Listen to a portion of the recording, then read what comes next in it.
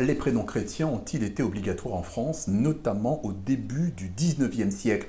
C'est ce que soutient le polémiste d'extrême droite Éric Zemmour. Vérification.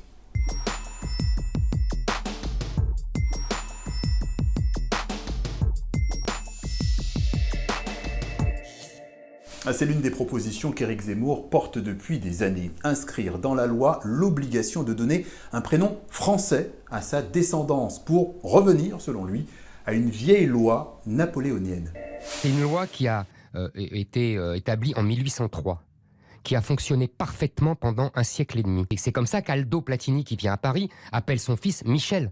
Il ne l'appelle pas Michele. Mais, à vrai dire, la loi de 1803 ne disait pas tout à fait ça.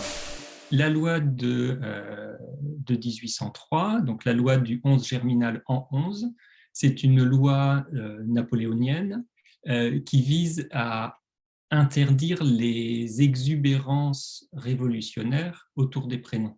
Autrement dit, Napoléon Bonaparte voulait surtout limiter l'émergence de prénoms à connotation politique, comme liberté ou révolution, qui étaient apparus à l'époque. Précisément, dans son article 1, la loi de 1803 indiquait « Les noms en usage dans les différents calendriers, et ceux des personnages connus de l'histoire ancienne, pourront seuls être reçus comme prénoms sur les registres de l'état civil.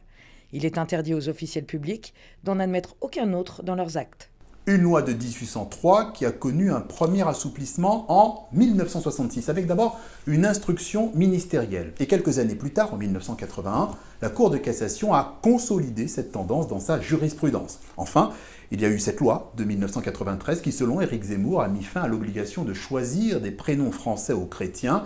En réalité, cette loi vient confirmer ce processus d'assouplissement de la réglementation sur les prénoms. En réalité, on sait très bien que même avant 1993, c'était déjà assez ouvert, les prénoms. Dès l'après-Seconde Guerre mondiale, la population française non seulement se diversifie, les Bretons commencent à demander des prénoms bretons et il n'a jamais été demandé aux Algériens français de prendre des prénoms de saints catholiques. La loi de 93 vient simplement dire maintenant tous les prénoms sont admis dès lors que ce sont les parents qui les choisissent et à partir de là, la seule limite va être l'intérêt de l'enfant. Et l'intérêt de l'enfant, c'est que le prénom ne soit ni ridicule ni grossier. Mais ça, c'est à la justice de le déterminer.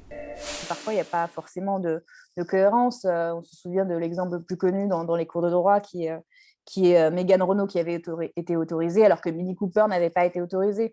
Et au nom de l'intérêt de l'enfant, la justice a censuré ces dernières années des prénoms comme Folavril, Ikea ou encore Nutella, Lucifer ou Joyeux, avant de parfois les accepter. Et dans les faits, selon l'INSEE, Emma, Lucas, Nathan, Jade sont en France les prénoms les plus prisés.